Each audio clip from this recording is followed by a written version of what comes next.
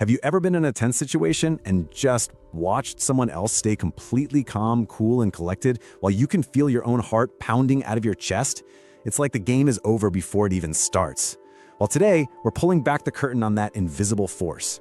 We're talking about predator-prey dynamics and the powerful, unspoken asymmetry of fear that runs the whole show. The safest person in the room is the one who chooses to feel the fear without obeying it. Now, this isn't just some nice-sounding quote. It is a core strategic principle. It tells us that real power isn't about not feeling fear. It's about mastering your internal response to it. And this paradox, right here, is the key to understanding why some people seem to always dominate, while others submit. It's the central idea we're going to unpack together. So we're going to break this all down in 6 parts. We'll kick things off with the paradox of fear. Then we'll look at the real cost of anxiety and map out the asymmetrical game board. After that, we'll get into the engine of submission. I'll give you a strategic countermeasure. And finally, we'll reveal the true currency of power. All right, part 1, the paradox of fear. You know, we usually think of power in terms of things we can see. Money, job titles, maybe even physical strength. But what we're looking at today suggests that in those critical moments of conflict, the hidden currency that really decides social rank is something way more primal. And here it is. This is the core idea. The line between what we might call social predators and prey isn't really about who's more aggressive. It's about their deep internal biological reaction to a threat. It's about what physically happens inside your body, your heart rate, your hormones, your ability to think straight the second the pressure is on.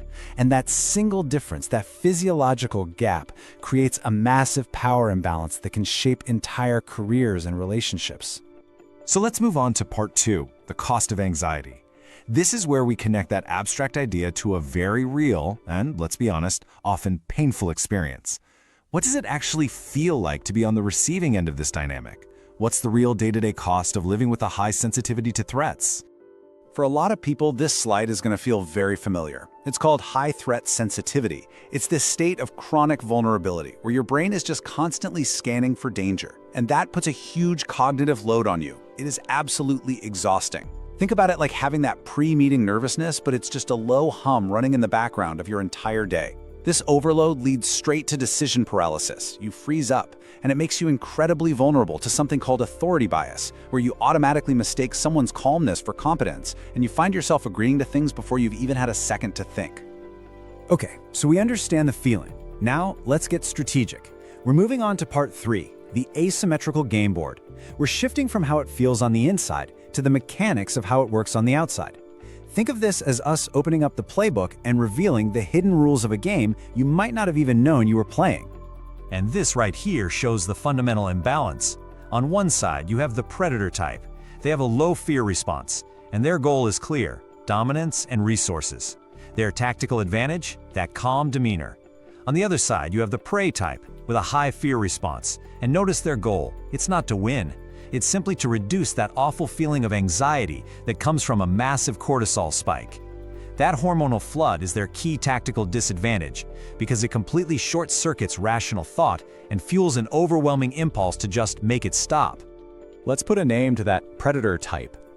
Social dominance orientation, or SDO. Now, this isn't about someone being evil or bad. It's a measurable personality trait. It just means they have a preference for a world that's structured in clear hierarchies. People high in SDO feel more comfortable when everyone knows their place. And this worldview is what gives them the motivation, the why, behind their drive to assert control. Now let's look at the other side's mechanism, fear conditioning. This is how that submission response becomes so automatic. Through past experiences, losing an argument, getting shut down in a meeting, our brain learns to connect a totally neutral thing with a really bad outcome. That neutral thing could be anything: a certain person's tone of voice, a closed office door, even just a specific kind of email notification. The thing itself is harmless, but because of conditioning, it triggers an immediate, pre-programmed fear response. It literally becomes a reflex, not a choice. And this is how these two traits get locked into a nasty, self-perpetuating cycle. The risk-reward feedback loop. Let's walk through it. Step 1, the predator makes a move, a bold request, an implied threat. Step 2, the prey's fear conditioning kicks in. Cortisol spikes, and the overwhelming urge to make that feeling stop leads to immediate submission. Step 3, the predator gets rewarded. They get exactly what they want, and here's the key part. at zero social cost, no pushback. And finally, step 4, the behavior gets reinforced. The predator's brain learns a very simple, very powerful lesson. This works, and it will be used again. This is it. This is the exact moment the trap closes. It's when the predator realizes their aggression is basically free. They learn they can push and escalate without any real consequences. They get compliance without spending any social capital, without risking their reputation. And that realization is what solidifies the whole pattern and makes it so incredibly hard to break. So we can see the loop, but why is it so damn powerful? In part 4, we're going to dive even deeper into the internal psychology. What are the specific psychological levers that get pulled that make this system so devastatingly effective? So how does this whole system work so well? Well, it all hinges on one single, incredibly powerful psychological lever, a vulnerability that the predator exploits, often without even consciously realizing it. And this is the core exploit. They know the price you will pay for the immediate reduction of your anxiety.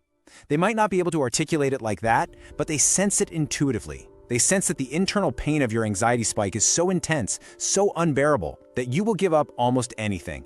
Your resources, your boundaries, your own standing, just to make that feeling go away. Your desperation for relief becomes their ultimate leverage.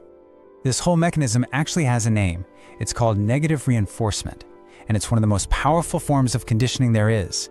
See, the reward for submitting isn't that you get something good, it's that something bad, that awful, acute anxiety is taken away. So the second you comply, your brain is flooded with relief. And that feeling of relief chemically reinforces the act of submission. It literally teaches your nervous system that giving in is the fastest way to feel safe again, even if it's a total disaster in the long run. And there's another layer that traps you, the identity threat. For so many of us, the fear of being judged socially is actually greater than the fear of being taken advantage of. You're afraid of being labeled difficult, or not a team player, or aggressive. And this taps into our primal, evolutionary need to belong to the tribe. Getting cast out used to be a death sentence, and predators know, instinctively, that most people will choose exploitation over the risk of social exclusion every single time. Okay, we have analyzed this problem from every angle. We've deconstructed the mechanics, we've exposed the psychology, now we pivot. It's time for the solution. Part 5, the strategic countermeasure. How do you actually break this cycle? How do you neutralize this control loop? Here is a clear tactical protocol. Step 1, recognize the signal. The second you feel that surge of anxiety and you see their calm stillness, that's your cue. Step 2, you have to override the fear physiologically. Immediately start controlled breathing, a 4-second inhale and a long 6-second exhale. This activates your vagus nerve, which is like a manual brake on your body's fight or flight system. It will literally lower your cortisol and bring your rational mind back online. And step 3, raise the cost. Their entire strategy depends on your immediate submission. Your only job in that moment is to refuse to comply instantly. You don't have to fight back, you just need to introduce a delay. And here is the specific tool to create that delay, the neutral time barrier. It is a simple, non-confrontational phrase that creates a critical gap between their demand and your response. You just say something like, "I need 10 minutes to process this," or "Let me consider that and I'll get back to you." This is absolutely brilliant for a few reasons. It shatters their feedback loop, it gives your body time to metabolize all that cortisol, and it forces the interaction out of the emotional, reptilian part of the brain and into the rational, strategic prefrontal cortex. It changes the entire game. And that brings us to our conclusion, part 6, the currency of power. After all this analysis, after deconstructing the system and learning the countermeasures, what is the single most powerful mental model that we should walk away with? So, after all of this, what does it all really boil down to? All the psychology, all the tactics, all the strategy. It all points to one essential truth about the very nature of power itself. And this is it. Volatility is vulnerability. Your emotional and physiological reactivity, that's the crack in your armor that will always be exploited. Which means that stability, internal, physiological, emotional stability, is the single most valuable power resource you will ever possess. Real power isn't about being the loudest person in the room, it's about being the most centered. It's about mastering your own internal state so that nobody else can. And so we head right back where we began, but hopefully with a totally new understanding. We started with the idea that the safest person is the one who can feel fear without obeying it. And now that you've seen the hidden mechanics of this game, you can see exactly why that's true. Real safety doesn't come from avoiding conflict or even from winning every fight. It comes from your ability to manage your own internal response to that conflict. So the question I'll leave you with is this: now that you see the dynamics, where will you choose to find your safety?